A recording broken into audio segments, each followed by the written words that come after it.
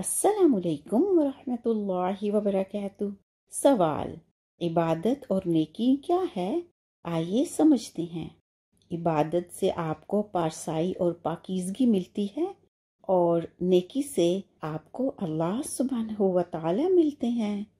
طالب علم امام احمد بن حنبل کے دروازے پر بہکاری کے روپ میں سینکڑوں میل کا فاصلہ طے کر کے وہ بغداد پہنچا۔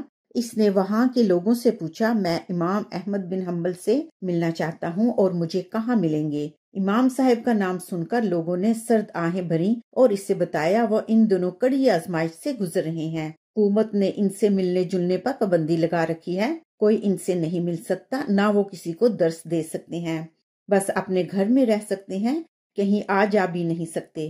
مسافر کو یہ سن کر دھچکا لگا، وہ تو ان سے علم حدیث سیکھنے کے لیے سینکڑوں میل کا سفر طے کر کے آیا تھا، راستے میں تکالیف برداشت کی تھی۔ آج کا دور تو تھا نہیں کہ ہوائی جہاز میں بیٹھے اور چند گھنٹوں میں سینکڑوں میل کا سفر طے کیا۔ اس وقت تو سفر پیدل ہوتا تھا یا پھر گھوڑوں، خچروں اور اونٹوں پر ہوتا تھا۔ اس کا اپنا گھر اندلس میں تھا اور بچپن سے دلی آرزو یہ تھی کہ امام احمد بن حنبل رحمۃ اللہ علیہ سے حدیث کے علم کی دولت حاصل کرے گا۔ نہ جانے کتنی مصیبتیں جھیل کر وہ یہاں تک تو آ گیا، لیکن علم کا دروازہ بند ملا۔ اب تو مارے پریشانی اور رنج اس کا برا حال ہو گیا، سوچ میں ڈوب گیا کہ اب کیا کرے۔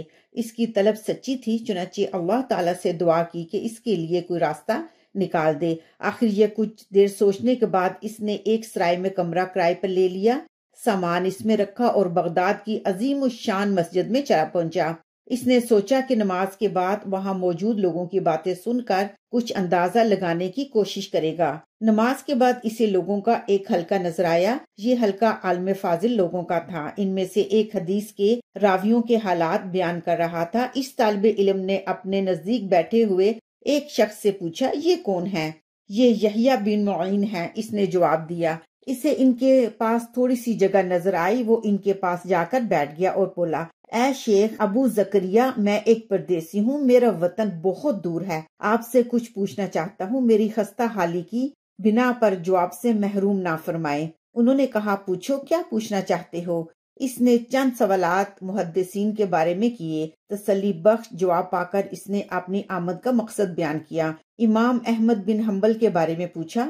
یحییٰ بن معین نے حیرت بھرے انداز سے اس اجنبی طالب علم کو دیکھا اور پھر کہا، ہم جیسے امام صاحب پر بھلا کیسے تنقید کر سکتے ہیں؟ وہ مسلمانوں کے امام ہیں، سب انہیں امام تسلیم کرتے ہیں، فضل اور کمال کے مالک ہیں، موجودہ دور میں سب سے بہتر عالم ہیں۔ طالب علم یہ باتیں سننے کے بعد مسجد سے نکلا اور پوچھتے پوچھتے امام احمد بن حنبل رحمۃ اللہ علیہ کے دروازے پر پہنچ گیا۔ اس نے دروازے پر دستک دی، اندر سے امام صاحب تشریف لائے۔ دروازہ کھولا، پردیسی طالب علم پر ایک نظر ڈالی اور فرمایا، میں آپ کو نہیں جانتا، فرمائیے آپ کون ہیں اور کیسے تشریف لائے ہیں؟ طالب علم نے دبی آواز میں انہیں بتایا، حضرت والا، میں ایک پردیسی ہوں، اندلس سے آیا ہوں، حدیث کا طالب علم ہوں، یہ اتنا لمبا سفر آپ کی خدمت میں حاضری کے لیے کیا ہے۔ یہ سن کر امام نے فرمایا، اندر آ جاؤ، کہیں کوئی تمہیں دیکھ نہ لے۔ پھر اسے اندر لا کر بٹھایا اور فرمایا، واقعی تم بہت دور سے آئے ہو، تم جیسے شخص کا مقصد پورا کرنا اور ہر ممکن تعاون کرنا مجھے سب کاموں سے زیادہ محبوب ہے، لیکن کیا کروں، اس وقت آزمائش میں گرفتار ہوں، شاید تمہیں معلوم ہو چکا ہو۔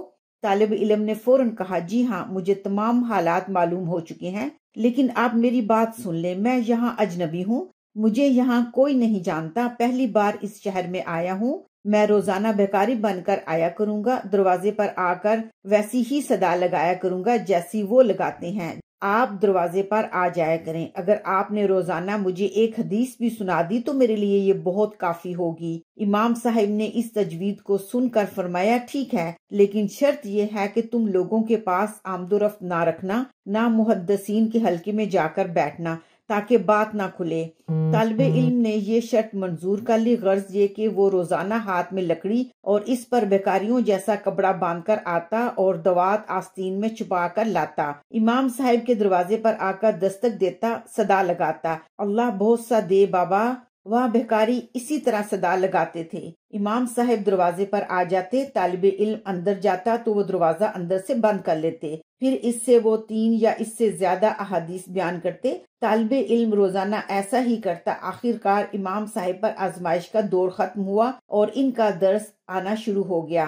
اللہ تعالیٰ نے علم کے اس طالب علم کو وقت کا امام بنا دیا۔ اس کا نام حافظ حدیث عبد الرحمن بن مخلد اندلسی ہے۔ انہوں نے 676 میں وفات پائی۔ اللہ تعالیٰ ان کی برکات سے کچھ حصہ ہم جیسوں کو بھی عطا فرمائے، آمین۔ شکراً۔